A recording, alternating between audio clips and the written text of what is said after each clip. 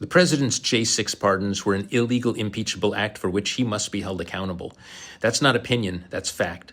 All that needs to be done to prove this is for reporters to be prepared with the right follow-up questions. Questions I've written so that the next time the president lies about J6, as he did here, it might go something like this. You are going to meet with first responders today, but you pardoned people who assaulted first responders. No, I pardoned people that were assaulted themselves. They were assaulted by our government. Follow-up question, Mr. President. Joshua James, one of the J6 rioters who was convicted of seditious conspiracy, said in his guilty plea that he himself assaulted a police officer and he apologized for putting police officers in danger. So whose version of the event should we believe, Mr. President?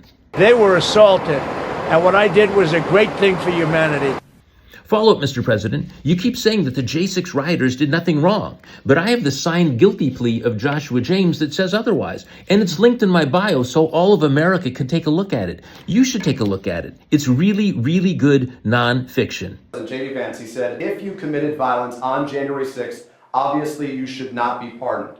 Why is your vice president wrong? Well, only for one reason. They've served years in jail. And we had 1,500. We have 16 under review. As you know, we commuted about 16 of them because it looks like they could have done things that were not acceptable for a full pardon.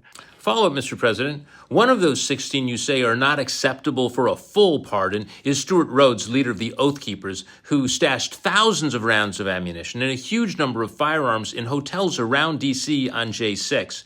He told his co-conspirators, including former Oath Keeper Joshua James, to be prepared to go to the White House and use lethal force if necessary against anyone who might be sent to remove you as a result of the presidential election. The mass killing Stewart Rhodes was prepared to do in order to stop the peaceful transfer of power was so heinous he was sentenced to 18 years in prison. You released him on your first day in office.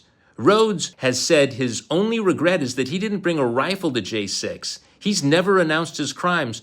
Tell the American people how you've made them safer by releasing Stewart Rhodes back onto the streets. These people have served years of jail, and their lives have been ruined. One last follow-up, Mr. President.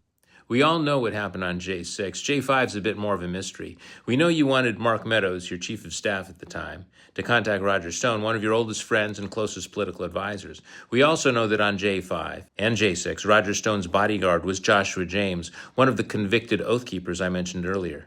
In tomorrow's video, we'll get into why you needed to contact Roger Stone on J5 and how much you knew about the plans for J6. You talk a lot about transparency. America can't wait for the answer to this mystery. See you tomorrow.